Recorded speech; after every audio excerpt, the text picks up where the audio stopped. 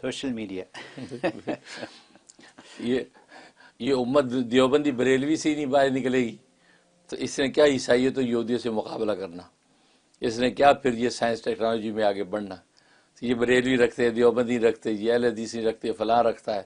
تو بس یہ فرقہ واریت کی آگ نے ہی اس امت کو برباد کر دیا ہے، اور جو وہ نتیجہ یہ ہے کہ آج جو ہے امت سر پٹول کا شکار ہے. اور جب تک آپ دیکھیں، تاریخ اٹھا کے دیکھیں، جب اہل سنت والجماعت جو ہے جب تک دنیا میں موجود تھے، اور اس کے بعد جو ہے وہ اس کے علاوہ کوئی فرقہ پیدا نہیں ہوا تھا، تو دنیا کے اندر آپ دیکھ رہے ہیں کہ اسلام نے جو ہے وہ پورے دنیا کی رہنمائی کی ہے، پوری دنیا کی لیڈرشپ کی ہے، مسلمان حکمران بنے ہیں، بڑے بڑے ادوار ان پر گزرے ہیں. لیکن جب یہ ظاہر ہے کہ غیروں کی ریشہ دوانیوں کے نتیجے میں اہل سنت والجماعت سے ہٹ کر اور فرقے جب پیدا کرنا شروع کیے، انگریز جب ہندوستان کے اندر آیا سن 1601 میں، اس کے بعد سے ریشہ دوانی شروع ہوئی، اور ملکہ وکٹوریہ کی نگرانی میں جب نئے نئے فرقے پیدا ہوئے تو امت آج تک اس سر پٹرول کا شکار ہے. اور یہ لوگ ڈیوائڈ اینڈ رول کے مزے اڑا رہے ہیں، اور ہم یہ پوچھتے رہ جاتے ہیں یہ بریلوی رکھتے ہیں کہ دیوبندی رکھتے ہیں. بھائی اس سے نکل آؤ، اس لیے کہ اب وقت زیادہ نہیں ہے، اور یہ امت پہلے بہت ٹوٹ چکی ہے. اور دوسری بات یہ ہے کہ شعبان کا روزہ یہ کس حدیث میں آ گیا کہ شعبان کا روزہ رکھنا بدعت ہے؟ یہ کہاں نبی نے کہہ دیا کہ شعبان کا روزہ رکھنا بدعت ہے؟ پہلے تو آپ ہمیں حوالہ دکھائیں نا، جبکہ ہم جو آپ کو حدیثیں دکھا رہے ہیں کہ نبی پاک صلی اللہ علیہ وسلم فرما رہے ہیں کہ یہ نصف شعبان کی رات اتنی مبارک ہے، اس کی رات کی عبادت کرو اور دن کا روزہ رکھو. رات کی عبادت کرو، دن کا روزہ رکھو. اور بہشتی زیور میں حضرت تھانوی رحمۃ اللہ علیہ نے تو وہ حدیث بھی نقل کی، اس کا حوالہ بھی دیا ہے کہ یہ جو سنن بیہقی کی حدیث ہے، فلاں فلاں یہ کتابوں کی حدیث ہے، حضرت علی رضی اللہ عنہ سے مروی حدیث ہے کہ جو ہے وہ قوموا لیلہ و صوموا نہارا، کہ اس کے دن کا رات کی عبادت کو، دن کا روزہ رکھو. اب یہ بحث چھیڑ دینا کہ جو روزہ کہیں سے نہیں ہے، میں تو حدیث دکھا رہا ہوں.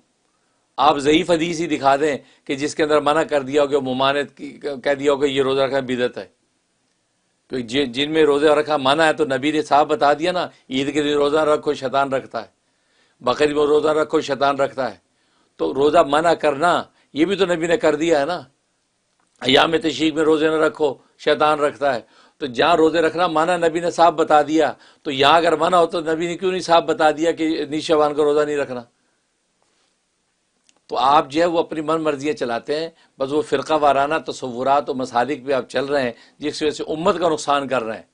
جیسے آپ جیسے لوگ جو آپ میرے مرید ہیں، میرے سلسلہ بیعت کے اندر داخل ہیں، آپ سوشل میڈیا کو دیکھ کر آپ کنفیوز ہو گئے. آپ نے یہ نہیں سوچا کہ میرے پیر و مرشد نے بتایا ہوا ہے، میرے تو بیانات بھرے پڑے ہیں، تو اب میرے تو مفتی صاحب وہ ہیں، میرے پیر و مرشد ہیں، وہ تو کہتا ہے رکھو بھائی، میں تو رکھ رہا ہے.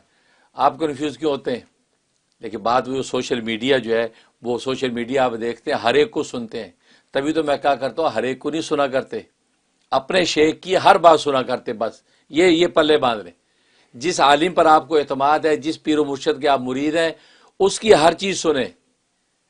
بس یہ اصل ہے جو منزل آپ کو ملے گی. یہ اصل نہیں ہے کہ ہر ایک کو سنیں، کیونکہ ہر ایک کو سنیں کو تو یہ نتیجہ ہوگا آپ کا عمل ختم ہو جائے گا.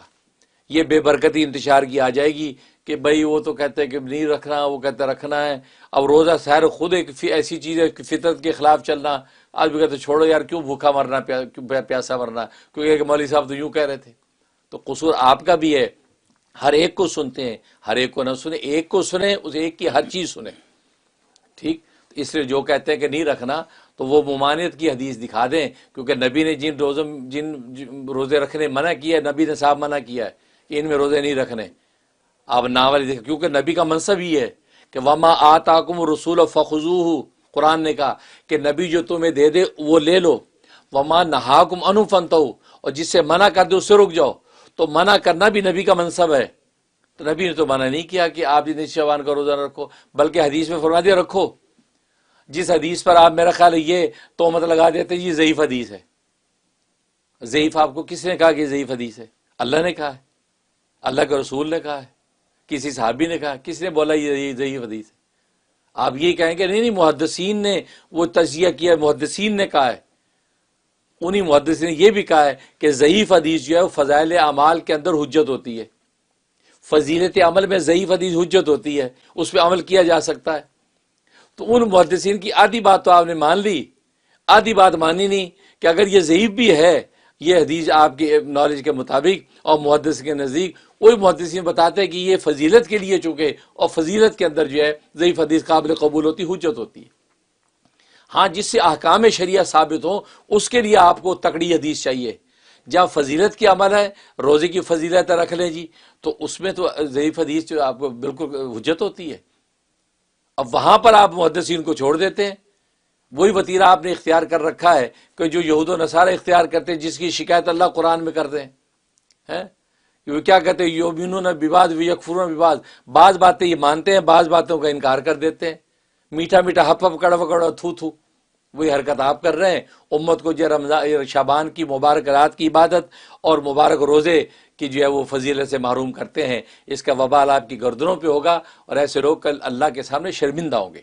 اس سے میری عاجزانہ درخواست یہ ہے کہ آپ اگر میرے ساتھ جڑے ہوئے ہیں، مجھ پہ اعتماد کرتے ہیں، میرے مرید ہیں، پھر آپ کسی کو نہ سنیں اور چپ کر کے اپنا اعمال کریں جو آپ کو بتا دیے، کیونکہ نہ آپ کو اتنا زیادہ ٹائم ہے، نہ ہمارے پاس ٹائم ہے، نہ اس کائنات کے پاس زیادہ وقت ہے۔